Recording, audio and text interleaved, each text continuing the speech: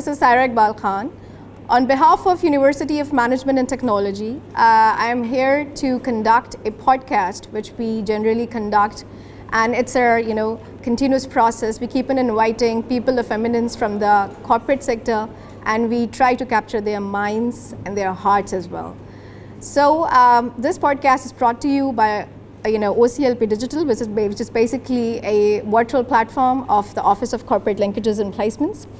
And like always, today we have another personality full of panache and wisdom, and she will be sharing her pearls of wisdom with us, and we'll be having a lot of data insights to think about, and as well as to carve our way forward accordingly.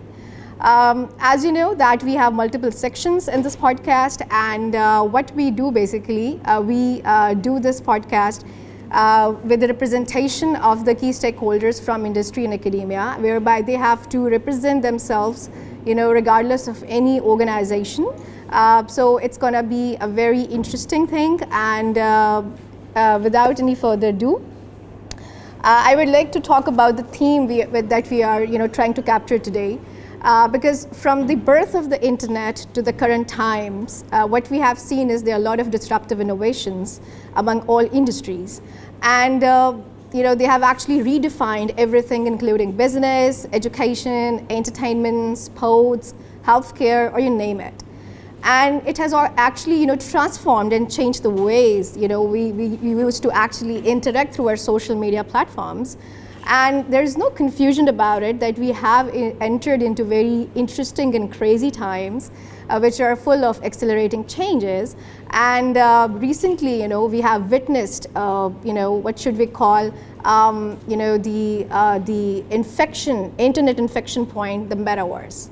Seamlessly connecting our physical world with multiple virtual platforms through different interactive interfaces. And in 2021, we also saw, the two significant events, defining the emergence of metaverse. One was, the Facebook rebranding itself as Meta, and second one was the IPO of Roblox, who claimed their, capital and market capitalization, reaching to $80 billion.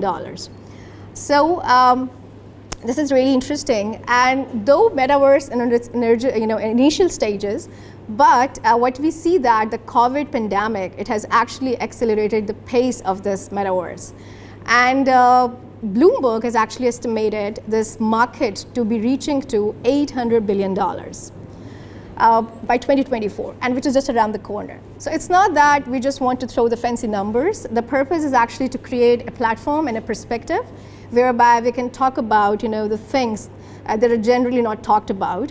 So we will be having very interesting conversation with Ms. Naila Bhatti, who is basically the CEO of Mitchell's Fruit Farms Limited, a very renowned brand. And before we get into the conversation with Ms. Naila, I would like to talk about her abridged profile.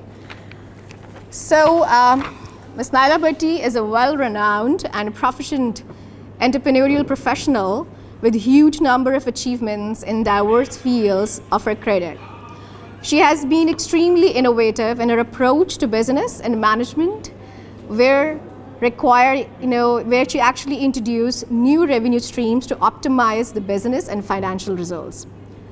She has very successfully launched and managed different portfolios and has been associated with various multinationals. She has worked as brand manager, Dockers, GM Media at Wateen. She has launched Pakistan's first children TV channel, Wicked Plus. While working her way up to Director Sales and Marketing and PCB, PSL launched the Pakistan Super League. She was responsible for planning to every aspect of execution, including the selling of the franchises, broadcasting rights, and stadium rights, and the event launch. Now heading one of the oldest and most renowned FMCG in Pakistan, Mitchell's Fruit Farms Limited, as Chief Executive Officer. She is an avid book lover and carries a lot of knowledge wherever she goes. And she's very lucky to have her youth in front of her today, whereby she will be orienting them about the key critical areas to focus and as well as academia. So Assalamu alaikum, Ms. Naila, how are you? And how is your experience so far? Well, thank you for the lovely praise that you have given. I'm not sure if I'm worthy of such nice things that you have said of me, but yes, it has been hard. It has been a journey which has been very interesting, and of course, you have to work hard, I guess, to get anywhere in life. No confusion about it. So we will straight dive into the podcast. But before that, I would also like to introduce my co-host, Mr. Khalid Naki, who brings with him, 30 years diversified international and national experience, and he has worked in various asset classes. And currently, is also, heading the 4 departments at UMT. And he's also the director of corporate linkages and placements, and he's also the chief transformation officer of our think tank called Innovation Capital Development Forum. So welcome on board, sir. Thank you, sir. Thank you. Okay. So the first section of our podcast is rapid fire, whereby 2 options will be given to you, and you will be given the option to choose between option A or option B. Okay, so are you ready? What if I don't like either of the options? You can create a third option. So brace yourself, because we're going to ask you very, very challenging questions. You have to choose between option A and B. The option A is, in your opinion, higher for skills or higher for attitude? Higher for attitude. Higher for attitude. All right. Next is option A, nurture talent or push the talent hard? Nurture talent. Nurture talent. All right. Third is higher for potential or higher as per the last salary slip? Higher for potential. Higher for potential. Employee productivity or employee loyalty? Employee loyalty. Employee loyalty. Okay. Next is reward on output or reward on clocked in and out? Output. Output, definitely. All right. Investment in tech and talent or create assemblers and import inflation? Investment in tech and talent. Great. She's very like-minded, All right, so in your opinion, care is the new currency or profit the only currency? Care is the new currency. Care is the new currency. All right. This is quite long one. Generation Z and millennials to be empathized and represented for their thoughts by their senior colleagues and bosses, or Generation Z and millennials to be blamed for leaving the organizations in less than 1 year time frame? I go with A. Option A. So you must be glad that, good people are heading the organizations who really believe in nurturing the talent. Okay, next is strategic leaders in the face of ambiguity need agility, consistency, and empowerment, or strategic leaders in the face of ambiguity need micromanagement? A. A. Great. This is interesting. Dancing with disruption or become a victim? A. A. Perfect.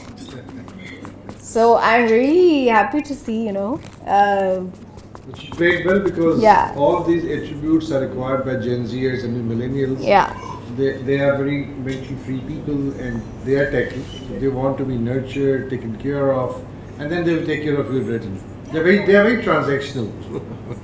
No, I wouldn't say they are transactional. I think, they have, with the millennials and certain generation, I think, where you admire them for their, there's a lot of energy, there's a lot of need to innovate, there's a lot of variety, where there's a lot of need for them to contribute, right? And they want to be valued. But I do feel that there's something that there is lacking in this generation, and that is patience. So, because things don't happen immediately. So, patience is a virtue, and I think that is very important. So, when any organization that you join, any place that you go, you may want to, make a change immediately. But sometimes you have to wait, you have to contribute, you have to make yourself heard. And Yes, I mean, if you're not being heard, I would suggest that yes, you change. And if you feel that if the organization itself is such that is not, willing to change, then that is good. But if you are in the middle of an organization and you just want to come in and say, I know because I've seen it on Google and this is what you should do, then that's not going to happen. So the patience has to be there. Well said, actually. A lot of people are Google dependent. Google says our mission is to connect people with the information. They don't use the word knowledge or anything else, because information is one thing, and then you can use it the way you like it, with your own insights, your own understanding. A lot of people are using Google to their advantage, and majority is using information from there, but they don't know what to do with it. So people are suffering because of that in a lot of scenarios. Yeah, I mean, an example of that is I have a lot of doctor friends, and they say that our biggest enemy these days is Google. The doctors hate it because every patient comes in thinking they know exactly what's wrong with them, and this is what the doctor should do. So, and then all of them say, no, we spent 10 years becoming a doctor, and we have over 40 years of experience, so that matters too. That's correct. Google still can't do surgeries anyway, so we're in safe hands. Interesting. So I believe that the future is in the safe hands, and we need good leaders. Yeah, we need good leaders like Ms. Naila.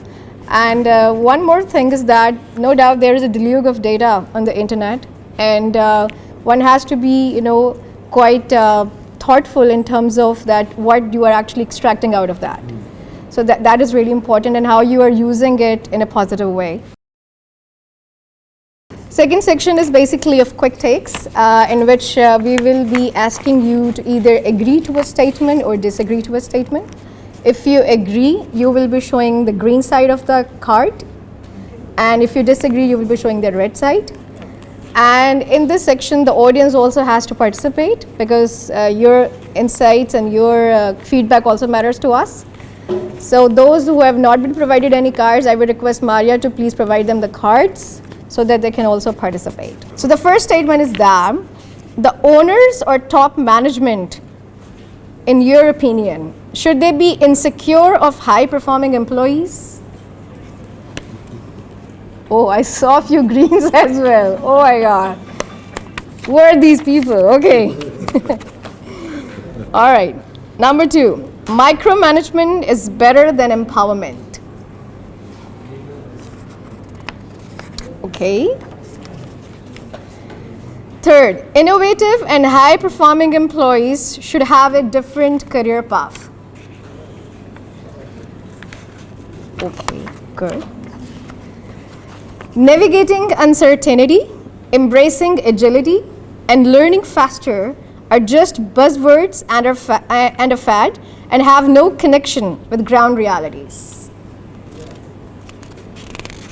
Okay. Consensus is Okay. Next is we need to work on generational intelligence, that how we are supposed to manage the 5G workforce at the workplace to create high-performing culture. Okay, great. HR practices in Pakistan are still at a nascent stage, and HR is not flexible to move from traditional HR practices, resulting in best talent to leave. Great. The tricky question. But she's representing the industry overall. She's not representing Mitchell's Fruit Farms Limited. An executive must feel capable of managing while realizing that many challenges can't be predicted or controlled. Agree. Okay. Industry is not aware of its talent requirements. You agree or you disagree? In general, Is there the option of this? so I would. I mean, here it's difficult for me. I mean, as a person, I'm very aware of my requirements. So. Give me your experience in So all the far. jobs you have done, from coming up the ladder, What are your thoughts? Okay, yeah, they are not aware. They are not aware. Okay. I think, this is a question which pertains to all of you. 9 to 6 job and being officially engaged with only one employer at one time is an obsolete concept. Agreed. Okay. Organizations need to have chief culture officers apart from chief human resource officers to objectively analyze and align everything from strategy, execution, operations, HR and performances to develop better culture and unifying team's vision for future. Okay. So we should have chief culture officer also to integrate everything, right? Yeah, and I feel that even as a chief executive officer, I feel it's a very vague term, personally speaking. Because, you have a CCO who's a chief commercial officer, so it's very clear that that guy is responsible for commercial activities. You have a CFO who's looking after the financials. You have a CMO who's looking at the market. What is the executive doing? So, I would feel that this role needs to change. I would suggest a chief vision officer, or somebody who's giving the company a vision, who's setting standards, who's giving them a long-term view of where the company is going. I think that's very important, and I don't know how many CEOs realize that.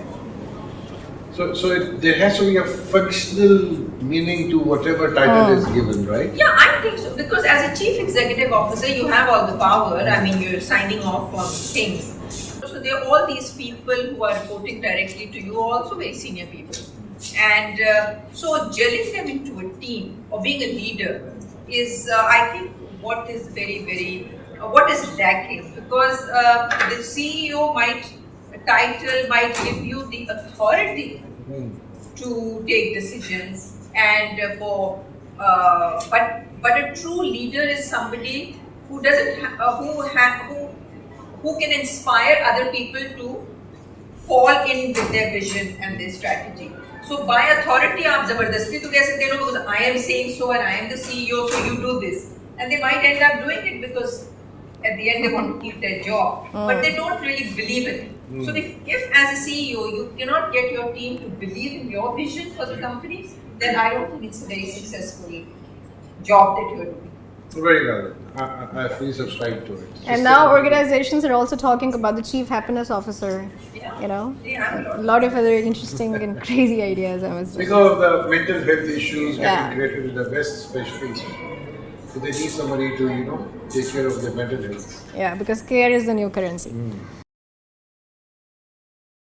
So the third section is of insights, and this is what we have specifically designed for Ms. Naila Bhatti. When we got to know that she's coming, so we designed the segment. Generally, we don't have it. So in this section, we look forward to share your insights, your thoughts on the statements.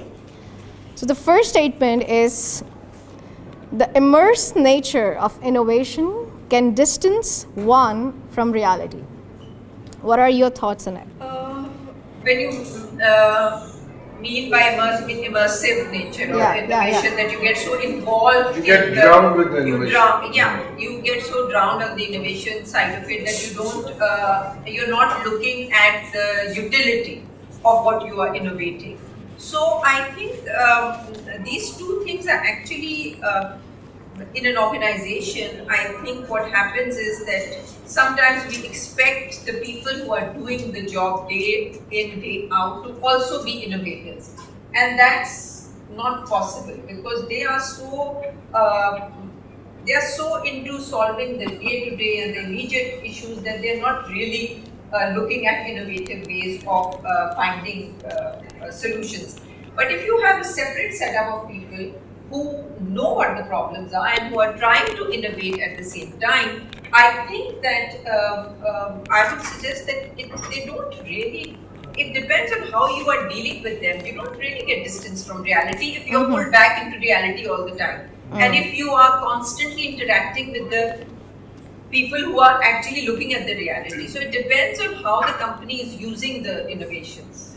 I think, because I don't think there's ever been an innovation that has taken place that has eventually not come into real life. I mean, people have been doing innovations for centuries, and eventually those innovations have helped move the world along. But I think within an organization, if you have a department of whether it is whatever you will call it, some people call it R&D, some people call it an innovation or whatever. I think that is important to have, and it is sometimes important to detach from reality, because reality keeps you limited.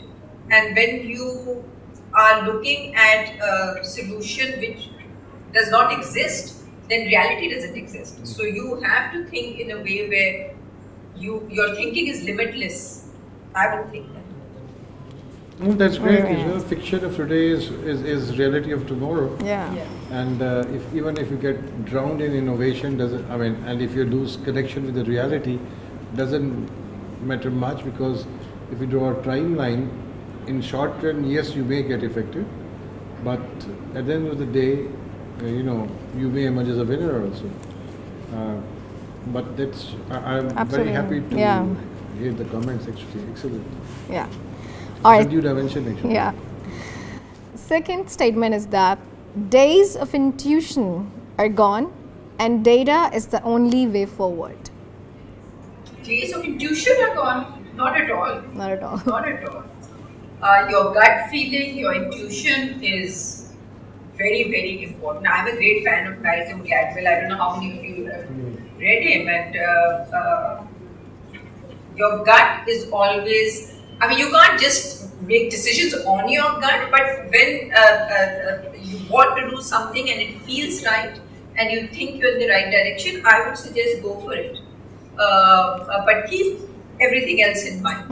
And but I think more than a positive gut, I think whenever you have a negative gut feeling, I suggest you listen to it. Because mostly when it is a negative reaction that you're getting out of, whether it's somebody or whether it is some situation or anything, I think it's normally right. Negative vibes. Negative Can vibes. be trusted. Yeah. We are all, I believe that we are all made up, we are energy. All of us are energy. We all give out energetic vibes. So anything that is coming out and which is not feeling right to us, I believe it isn't right. All right. So how about data? People say that your decision should be data driven, Especially after AI bring emergence. in the facts and the logic, and then AI is coming in now to further push you forward. I feel that in real life, a lot of the times the decisions that a senior manager or a person in a senior position in your private life, when you're taking a decision, it is normally not a very, situation can be messy, situation can be unclear, situation can be, it's not a very clear path that is given to you. So you make decisions in a very messy environment sometimes. So when you go towards the data side of it, and you may have all these whiz kids who have all this data and who can do their magic with the wizardry with the data, what happens is that sometimes instead of shining light on the problem, you can blind the problem.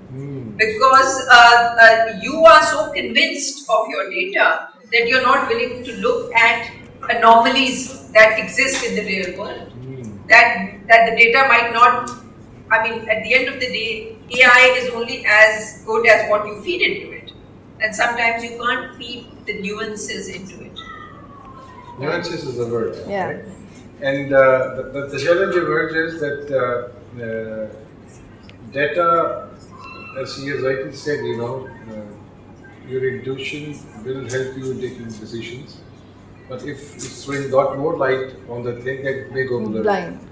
And you may go blind and you may miss the opportunities. And data again has a relevance. It is true in certain contexts. And if you change the context, that data may not be, the interpretation you get out of it may not be as valid as it was before. And plus a new emerging world with disruptions, the data sets of past may not be applicable in tomorrow. Yeah, so we have to be very careful. She's right. I'm fully into this. Very impressed.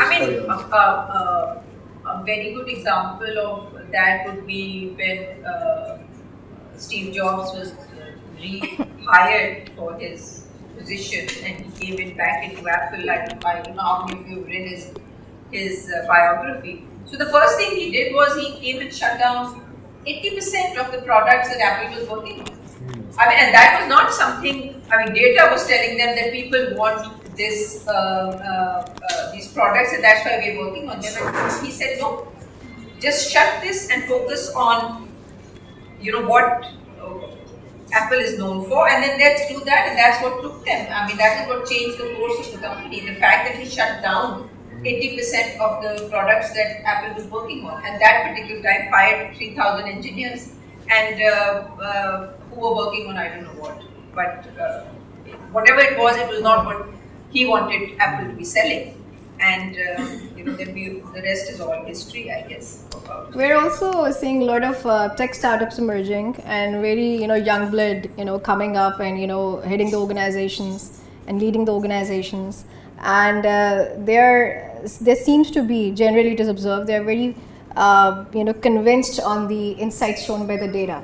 So I guess such kind of things can really it's not that data is not important. Of course it's important. It's very, very important. But in the absence of intuition, this is something where it can lead to a kind of I guess you have to remember that human beings are not machines, and so data can run an AI robot but not a machine. I mean, in that way, I think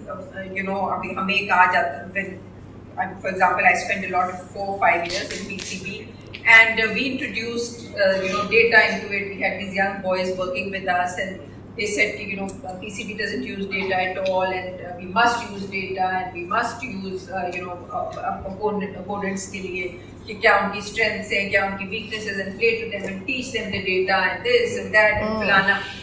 But at the end of the day, the player standing on the field, he will do what he feels like. If somebody like Shahid Afridi is standing there, you give him all the data in the world and say that, don't hit this ball, he's not going to listen to you. He's going to do what he wants to do, Yeah. And so I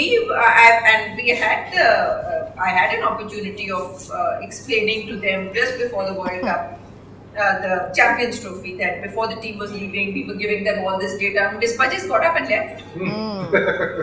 He said, I don't listen to all this. And we were like, thoda sa sun le, and he said, nahi sun. And so it depends also that how that data is being presented. You see, the best example probably is mutual funds. When they are selling you any mutual fund, they will put a disclaimer, our returns were whatever, 40%, 60% year over year, whatever. But they say the past performance is no guarantee to the future performance. They always have that disclaimer. So yeah, that disclaimer is always there. So data, of course, is important to validate your judgment maybe in times, and really you want to have a lot more depth or width and how the things have evolved and what is going on. But at the end of the day, I think all the top entrepreneurs, they were more with the insights and intuition and the gut feel. And it's important. I mean, for example, if I were to go in the Mitchells, if we were to talk about Mitchells, I mean, our best selling product is of course our jams and jellies and everything. But now if data is showing us that it's not a growing market, then yes, it would be stupid of us to keep pushing sales of a product which generally the market, it's not growing. But for whatever reason, people are not that interested in having jams, right? So on the other hand, the sauces and ketchups and all your chutneys, it's a huge growing market. So for us to then say कि क्योंकि हमारा jam सबसे बेहतर है, and keep pushing that and not go towards that would be something which would have to be data driven, right? That can't be intuition. कि नहीं हमारा jam अच्छा है, इसको बेचो. But the market itself is not growing. So what are you pushing at? So that of course would be data driven. But then on the other hand, to say that regardless of I mean, we've been doing, like, my gut feeling to my board was when I joined, and they were just selling the company literally, and I told them, this is ridiculous, because the Mitchells brand is a brand which is can be turned around very fast, because the people's connection to Mitchells is very strong. and the sales were not showing that. The sales data did not show that Mitchell's was that liked by the customer because of course National, Shan, they had all taken over by that time. But the moment you made a little effort, the sales grew because that is something data was not telling you. Now, you see, the myth about data, when people are confusing this concept of data, data gives you direction, not the decision. Yeah. Right? And of course, you have some numbers to play with all the time, whether it's structured, unstructured. You have your monthly reports, weekly reports, and then changing trends. The best example of intuitive judgment was this Ida Guri, Pepsi's CEO thing. And they were discussing on a boardroom table that we need to study the changing tastes and what people are going for. I said, guys, how visible on your table, you know? About 3 years back, we used to have Pepsi with us. Uske baad we saw that we started all bringing water, 0 calorie and no sugar. Uske baad, now you see we have water bottles on it. So we know the trend already. I mean, we have a nice cross-section of society sitting on this table. We need to move towards more healthy drinks and the sugary drinks and other things. So, it was that she didn't ask for any data set for it. They changed and then Pepsi grew and other things happened. So that's very valid point actually. Yeah, so data gives you direction, not the decision. Not the decision, and of course, you know, it helps you creating kind of context and perspective. But ultimately, organizations can't, you know, after this, you know, discussion, what I've reached to is that they can't only rely on data, because ultimately business is a human experience. Either it's your internal clients or external customers. Correct. So it can have serious implications, you know, if the only dependence is on data. All right. And Steve Jobs' colleague, she's very right in court. You know, he said all of these gadgets will be in one set, you know, everything is there. You don't need to waste time, energy and resources. All right. Moving to the third statement. How to, in your opinion, how to incorporate company strategic agility in today's age of disruptive innovations? I think in some companies, it depends on the nature of the business. I mean, for example, in some products, it's very easy to, you know, pivot and pivot fast. But on the other hand, there are some products that, or some lines of business that's not that easy. It depends, you know, how much money has been gone into your machinery and into the way you're already doing business, or you know, how long does it take for one production cycle to go from one to the other? How soon can you implement that innovation? But that doesn't mean that the company should not incorporate it. It can, but I think it depends on company to company and what products they are selling, of how soon they can pivot. Next comment, we want your thoughts on that leaders should shift from know-it-all attitude to learn-it-all mindset. Yeah, absolutely. I mean, I think as I kept saying, that leadership is not a leader is not somebody who is an authority. Leader is somebody who people want to follow. And the more you are willing to listen to other people, and the more you're able to communicate, have a two-way communication with your people. Because I think in communication, what happens when you become into a leadership position is that you say things and you say, I mean, that's what I said, but sometimes the other person hears something totally different. And so to understand and to have this two-way conversation, to make sure that the other person has understood what you have said and not understood something and not heard something else, I think it's important that you also be willing to learn, and sometimes you can learn a lot from youngsters. All right, so now we'll dive into the fourth section, which is perspective, and in that section we will be inviting a representative from the academia as well, and it is the most interesting segment of our podcast, and we will just dive into it right now. All right, so finally the segment of perspective has arrived, in which we have put both of the stakeholders on the dock. A new representative, a new guest has joined us for this, specifically for this section. He's Mr. Ashar Ramesh, who is basically assistant professor at HSM in the Department of Operations and Supply Chain. He brings with him 19 years diversified experience. He's also a consultant and a supply chain expert, and students love him. And we will be putting allegations on both of you. So the first allegation to the industry is, industry is complacent about the talent, but is not doing anything to groom and nurture the talent to take advantage of demographic dividend of Pakistan. No, I wouldn't disagree with you totally, but I don't agree with you totally either. So there is this grey line. They are, I mean, in general, I think yes, that the Pakistani companies view training as something that is not, I mean, it doesn't add to the bottom line, and I agree with you on that. And but however, there are companies that lay a lot of emphasis on it. So it's not a kind of a, I wouldn't say it's a global perspective of all the companies.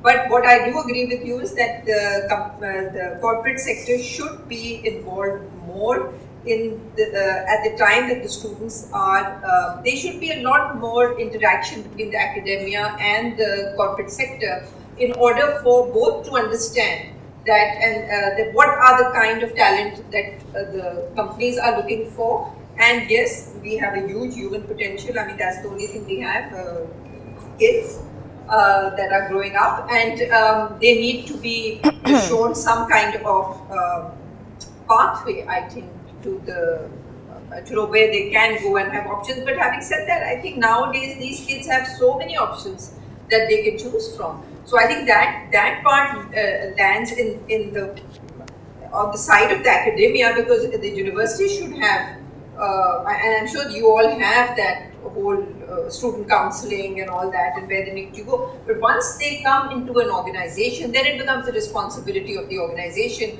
to train them and mentor them and ensure that they are moving in the right direction. But unfortunately, yes, all of them don't do it. But I disagree with you if you say that none of the corporates do it. I think a lot of them do it. Okay, so I would like to create an allegation out of allegation.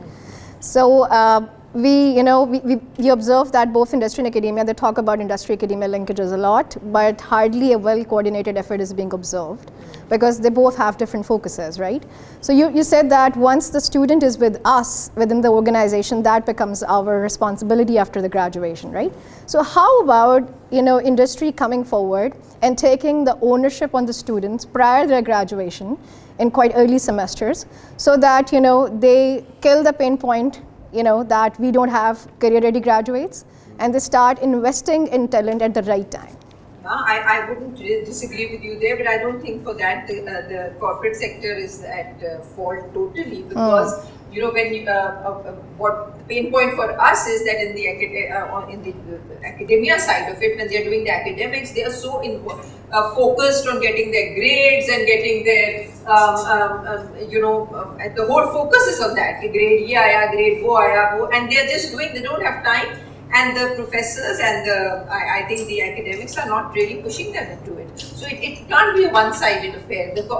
On the one hand, you have the corporate sector who's so busy in their day-to-day business of running the organization. So if you want them to be involved, effort has to be made on that side too. I mean, it can't be just the corporates coming into this university and saying, okay, come on, we are going to tell you what to do with your students. Some of the teachers are going to say, excuse me, they have a syllabus to do, and they have a exam to take, and they have a grade to achieve, etc., etc., etc. So, and do you think industry needs to play a critical role in terms of advising and advocating regulatory bodies, to change this obsolete pedagogy? Yes, of course. I think the industry needs to be thoroughly involved. Great. Okay. So, she's partially guilty, or are we willing to give her a bailout package on this, because her response was on dot? So, what do you think? Was she 50% guilty or 70% guilty? Audience, 50%? They don't even want to give me 50%. Or she was 70% guilty? She is guilty or not? You talk. 50% guilty. 50. All right. Second allegation. Globally, industry funds universities or academia through endowment funds to do research, but our industry is happy on import dependence. As a result, our rupee is getting devaluated, and we are importing inflation. So what sort of incentives industry needs to start investing in academia to solve these problems and to take out a common man out of miseries? Okay. Now here, it's a very, it's not that easy an answer, believe me, because I would say that importing things. Pakistan has traditionally been an importer, but on the other hand, it is not only the industry that is at fault. Most of our corporates are not really, we have very few multinationals, and we have a lot of state family-run organizations who don't really believe in a lot of things that you have just said. But having said that, I think the third person standing here on the dock should be the government. You see, I mean, all these policies are made by the government. For example, I personally feel that we are very inefficient in producing cars. Yet we have industry after industry after industry setting up cars, and we can import cheaper cars. Our cars are more expensive. The ones that we produce here are more expensive, but the only thing is that there are such big names now involved, because there is no transfer of technology. सारा कुछ सिर्फ assemble हो रहा है. या तो transfer of technology जो होनी थी, government should have made sure कि वो हो, वो नहीं हुई है. So we are only assembling parts and we are selling them more expensive to our people. So the aam aadmi is actually suffering because of that conversion. But having said that, in this industry that I am in, for example, the food industry, I had when you have somebody you can talk to, for Mr. Razak Dawood as the Minister of Trade, I had a chat with him, and he told me, Naila, I am putting as many duties as I can on food items so that our local food industry grows. So that was a great thing. We had somebody there who was willing to do it, and it has made a difference to us, because इतनी ज़्यादा import होनी शुरू हो गई थी food items that our own were suffering, and now suddenly you will see that has changed. Well, that's the acceptance of a gift, actually. So your production was not cost efficient. You could not compete against international volume. No, that was not it. We were cost. Tax was applied, slapped on them, so that they become more expensive and non-viable to promote. I think these You're talking about the cars? I'm talking about the food industry. The food? No. The food industry. Because this protectionist regime and a mindset is something which is not letting enterprise grow in Pakistan. And this is one of the challenges. No, I actually disagree with this. I think as a developing country, we still need some protectionist rules or regulations by the government. I don't think we need to have such an open economy where anybody and everybody can come and compete with us. I don't think so. I think if you want, and then the other thing that I would like to say is that the one aspect that again the government comes into it, and I think the corporate sector is guilty there, that we should be investing. I'm not so sure about us investing in colleges and universities, but we should definitely be investing in these.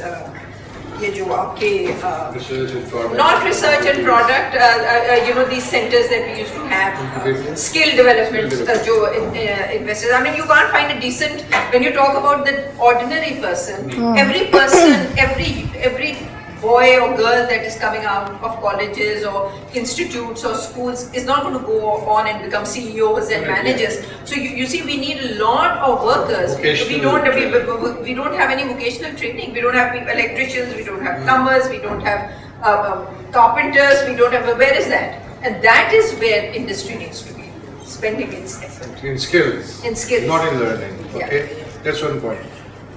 Please. Okay. So what do you say? Let's move forward because she's finding it very hard. Yeah. Okay, moving to the academia. So after such a fiery conversation, do you have any doubts you will be able to counter? On the second question, probably I would like to contribute a little bit. I think I have understood the perspective and I would like to agree to that also, but I would like to add one more thing. If we compare ourselves with the developed countries and even some of the developing countries too, the trend we can see in the industries is that the top multinationals are spending a lot of money on research. They are collaborating with the academia, and of course, I would again like to agree here that academia should come forward. Also, it is not only the job of the industry to come to the academia. So, but I would like to say that the research projects on the product development, the design development, and even the production planning improvement, and there are so many things on which innovation can be done. So probably there also a little bit of investment is required from the industry, and the skills ma'am has already told, and I think that is I think you have ignore that. very nice pretext for these allegations because you have already accepted that you are guilty. Okay, so first allegation academia is that. And I would just like to add, I want to give a very good example here. You know, when you say that our kids are not, and what the academia, I will not take the name of the university, but it's one of the top universities. And I have a friend's daughter who did her master's in water management, right?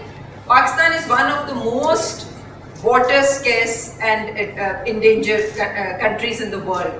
She came to Pakistan after doing her master's from Harvard. She spoke to the university. She said, you must get this program started.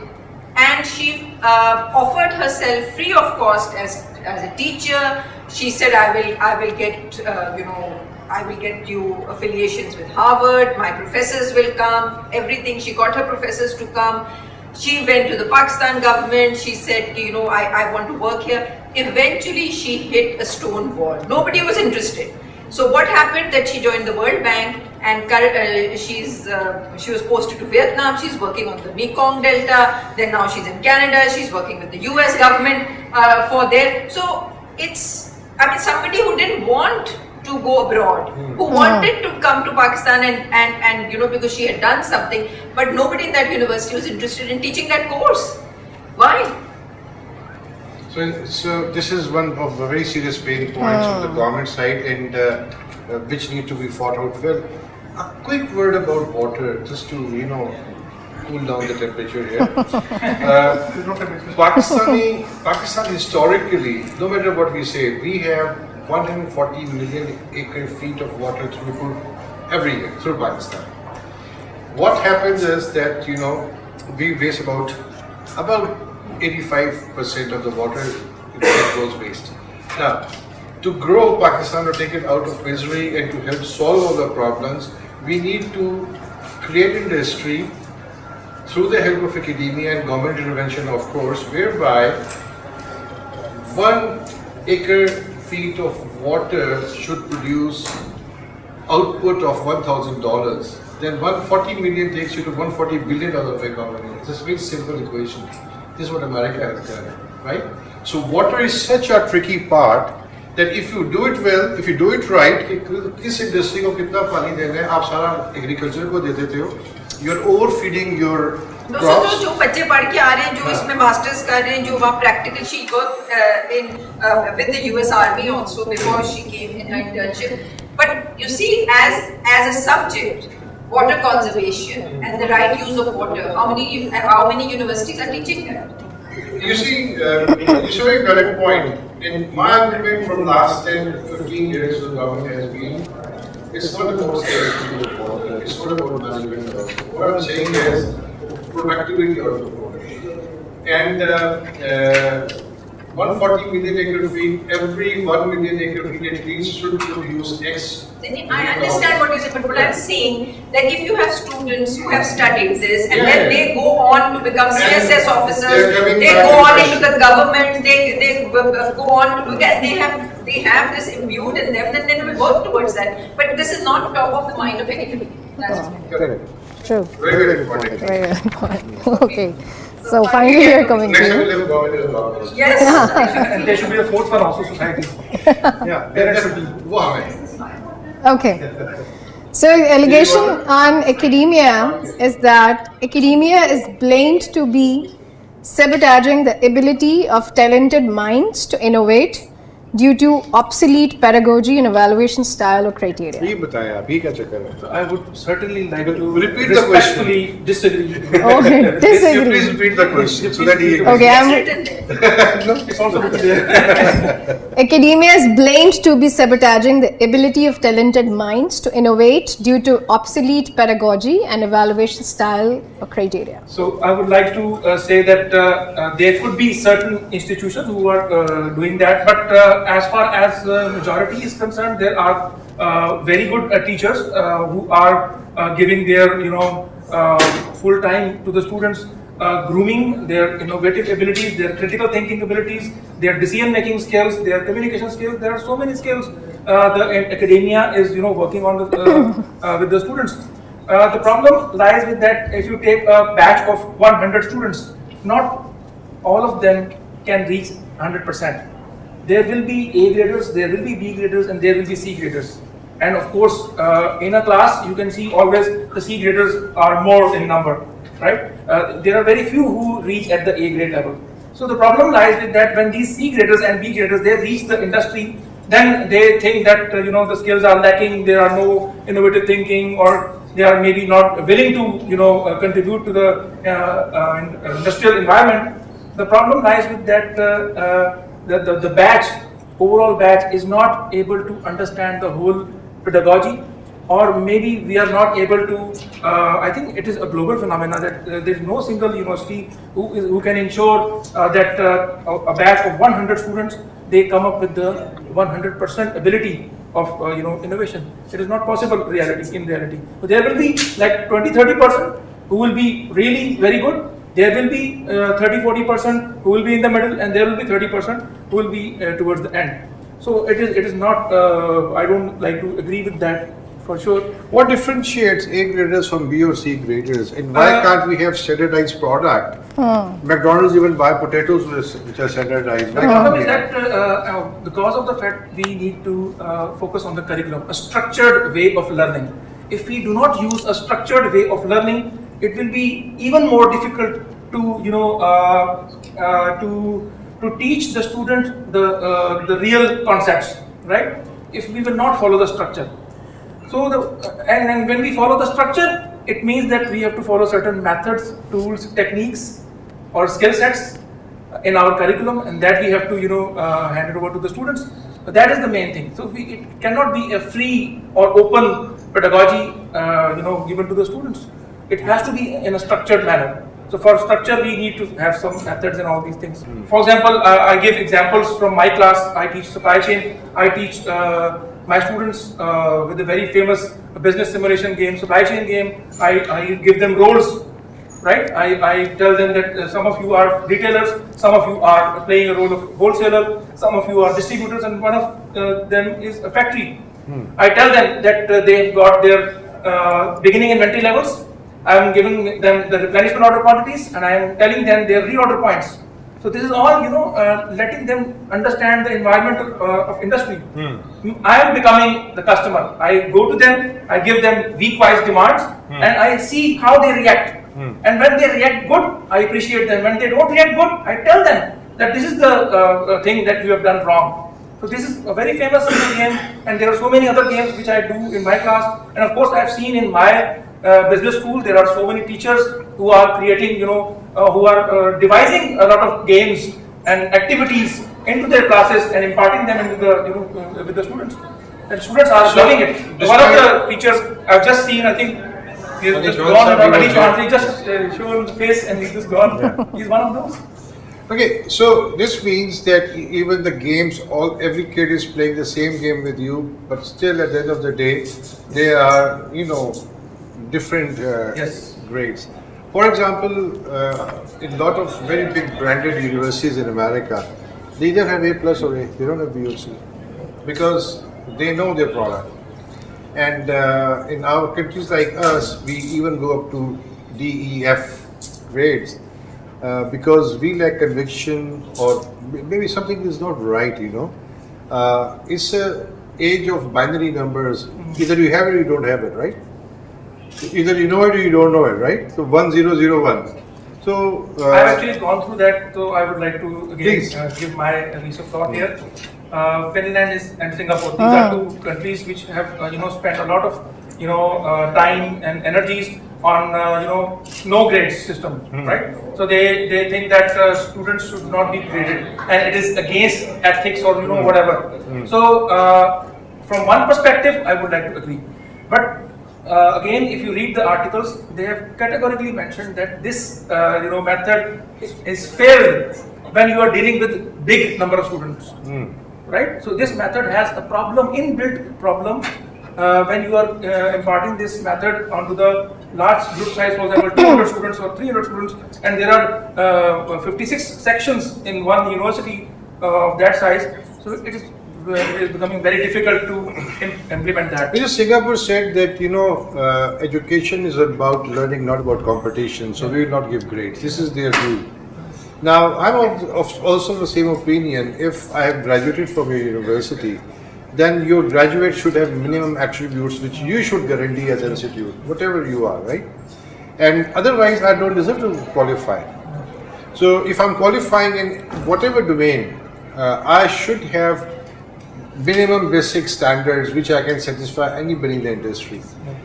What has been, the talent gap which industry has been talking all the time is that the students have graduated in certain domain, but when they come to the industry, they lack even the basic knowledge. Basic knowledge.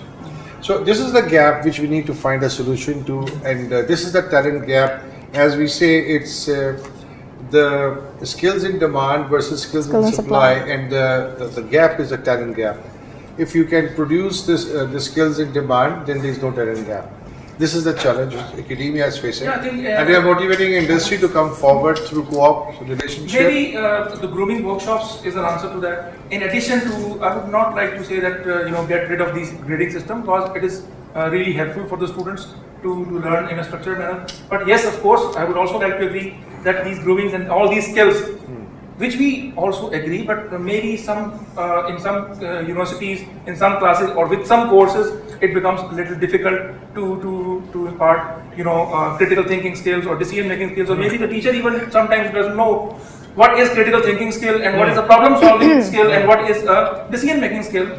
So that is a problem. I agree that I think it's both. It's the quality of the teachers that matters a lot, and then on the student side, I think maybe this is more Pakistan specific for our country, is that students who have come in not very proficient in the English language, and they come into an environment where everything is being taught in English. So sometimes it's difficult for them to understand, and sometimes it's difficult for them to make the teacher understand what they know. So it is a language barrier also, and I feel that if you are teaching everything in the English language, then English as a language needs to also be taught at that level. A basic English language proficiency needs to be there. Should be taken at the section level. Yes. So basically a pedagogy should be inclusive of learning plus skills plus industry perspective, and as well as EQ, IQ and TQ. This is a new definition. Yeah. You see, my just thought, I don't mean no insult to anybody, we are just doing brainstorming, was that like you have rightly put out that some teacher may not even be knowing that they don't have those things in them. How can they impart to the students, right? But do you think we should have a mechanism whereby the teacher, the faculty is licensed to teach some subject? 100% agree. And but it is probably not possible in Pakistan. No, we are just discussing, right? 100% agree. And because to gain license, they need to go through a driving test, and if they cross the lane without... Because one cannot play with the future of the students. Yes. One cannot be allowed to play with the students. So teacher should be licensed to teach in that subject provided, and he will get license provided to satisfy certain criteria, which could be, like she was saying, now that the world is talking about EQ, IQ days are gone actually, it's TQ day. Your tech quotient has to be there, which we have luckily in the new generation. We are the migrants in the digital era. They are born here. They are the true inhabitants of this era. So they are very tech savvy anyway, right? So that should not. But this is one of the thoughts, how to take it forward. Okay. Second allegation, an academia. Guilty and not guilty. You see, we are playing very neutral today. Otherwise, we are playing very safe, We'll reserve the decision later. I was partially guilty. Okay. Second allegation in academia is that academia is aware of all the new developments and new knowledge creation, but is reluctant to outreach with industry to create research of consequence and to solve problems of the national importance. Oh, so you have 2-3 allegations Yeah. in one allegation. Yeah. So let me, deal with it, one by one. Okay. The first thing is that academia is aware of all the new developments, right? So I would respectfully like to agree to that. Disagree with that. Okay. Academia is not at all aware of all Okay. new developments, and I'm representing the whole academia. Yeah. If few 10, 20, or even 30-40% are aware of it, which I really doubt, then you can say that. The second is the new knowledge creation, but is reluctant to create to outreach with the industry to create research. So I think reluctance is definitely there, but probably not all of them. Again, the same thing. All answers have mixed answers. Okay. All questions have mixed answers. So probably there are 70% maybe reluctance, and 30%, in my opinion, people are there who have taken initiative. Again, I can give my example. I remember when I was in packages, I was not given any designation related to supply chain management. Although I came back from Germany in 2003. And I was expecting that, I am a qualified supply chain professional. Some company should be giving me, or should be hiring me. So packages hired me on a post of BS mechanical engineer. Can you believe it? Because they were not interested to hire me on my supply chain post. So I was willing. I thought that packages is a big company and I have to start from basics. So I surrendered. When I entered into the organization, they gave me a different designation. In my 3 years time period, they never accepted that there is a need of supply chain department. So I thought that there is a problem nationwide because Unilever also rejected, Pepsi rejected, and there were so many people, so many companies who rejected that. Ultimately, I thought that there is a problem with the supply side. If the people are not educated enough, or there are no degree holders in Pakistan, how can these industry people will realize that there is a need for supply chain? UMB was the first university to launch MBA in supply chain management, and it was only due to one meeting with the academia. I was the representative from the industry.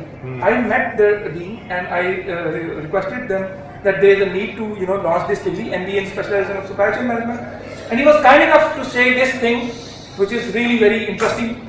You would like to hear that. He said, okay, we would like to hire you, but you have to convince the students on your own, and if you are able to make a batch of at least 16 to 20 people, 20 students, then we are hiring you, otherwise not. What I used to do that I used to come from packages in the evenings to the university, go to each and every class one by one and say, request the teacher to give me 5 minutes to tell about supply chain management, what are the main, why people are, in the West are liking supply chain management, what are the best practices. So slowly, gradually, students, they liked this concept. And Alhamdulillah, 2006, the same semester, I got 16 good students.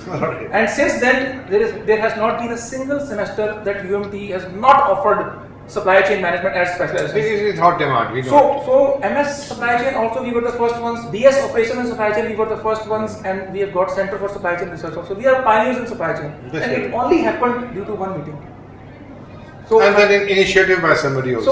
So again, for examples, for again, so decision is very simple, that academia is guilty of not following all these practices. Yes. However, there are certain exceptions, and you like to follow those exceptions. So we'll review. So last section of 30 seconds each, it's called FaceTime, and in this section, both of the stakeholders will be provided 30 seconds to pitch their organization to the youth, that why should they look up to Mitchells as their dream employer, and Ashar Ramesh Saab will be pitching UMT supply chain department to the potential students, that why should they take admission in supply chain. So first we will go with Ms. Naila. Well, first of all, I would like to say thank you, and on behalf of Mitchells, I would like to say that as a company, it is an 80-year-old company, and but with all the traditions and with all the heritage that we have, the new management is taking it into the new world, and there has been a lot of change in Mitchell's. We are lots of young people who have been hired there. There's a lot of emphasis on quality, on research, and on enabling the youngsters to come up with new product lines, with new products that they think Mitchell's name would, kind of synergize with that. And then the environment is such that we value all kinds of contributions. We are a very women-friendly environment, company. Naturally, they have a woman CEO. But having said that, we have very, very strict policies of providing a safe environment to the people, whether they be men or girls or boys. And I think as a value, as a company, as a company that holds dear all the heritage that Pakistan has and all the heritage that the company has evolved over time, and we feel that there's a lot of opportunity to contribute. Great. Very nice. Very nice. I just have one liner. How many of you know Stanford University? Have heard of Stanford University? Do you all know that? They have got one program named as SCM, University Partnership Program. SCM stands for Supply Chain Management Partnership Program. And from Pakistan, UMT is the only university selected into their program. Very good. Thank you so much. All right, so I guess when we have stakeholders like these who are ready to work together and to create a well-coordinated effort, then definitely Pakistan can really move from factor-driven to innovation-driven idea economy with the collaboration of all the key stakeholders, and we will be able to make a collective measurable impact. We will see you in the next podcast. Thank you.